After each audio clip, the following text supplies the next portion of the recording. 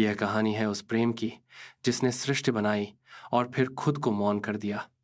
यह कहानी है ब्रह्मा और सरस्वती की, जहां प्रेम ने पूजा का रूप ले लिया। ब्रह्मा ने सृष्टि रची, पर्वत, नदियां, वृक्ष, पर सब मौन था, कुछ अधूरा सा। तब उन्होंने ध्यान लगाया और उनके ध्यान से उत्पन्न हुई सरस्वती, ज्ञान और कला की देवी।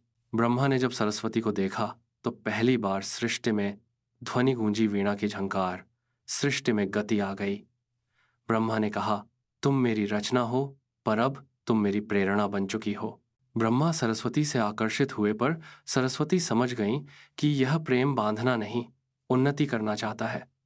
उन्होंने ब्रह्मा से कहा, मैं रहूंगी, पर तुम्हारे साथ नहीं, मैं तुम्हारे भीतर रहूंगी।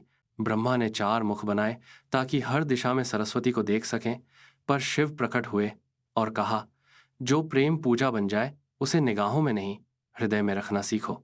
सरस्वती अब सदा ब्रह्मा के साथ है, पर रूप में नहीं, ज्ञान, कला और संगीत के रूप में। जब कोई राग छेड़ता है, जब कोई श्लोक पढ़ता है, तो ब्रह्मा को लगता है सरस्वती फिर आ गई हैं।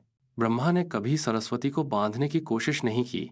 उन्होंने उन्हें आकाश दिया ताकि वो हर स्वर, हर विद्या में अमर हो सकें, और यही सिखाया, सच्चा प्रेम बांधता नहीं, वो आजाद करता है। एक दिन ब्रह्मा ध्यान में लीन थे। अचानक एक झंकार गूंजी वीणा की। ब्रह्मा की आंखें खुलीं।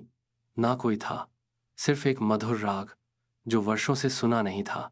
जो प्रेम त्याग करता है उसे संसार सदा याद रखता है। तुम सरस्वती बनकर हर छात्र, हर कलाकार, हर साधक के भीतर बह रही हो। और फिर उन्होंने दुनिया को आशीर्वाद दिया। अगर कभी आपका प्रेम अधूरा लगे तो ब्रह्मा और सरस्वती की ये कहानी याद रखना। प्रेम सिर्फ पास होना नहीं, कभी कभी दूर रहकर ही किसी को उसकी ऊंचाई दी जाती है।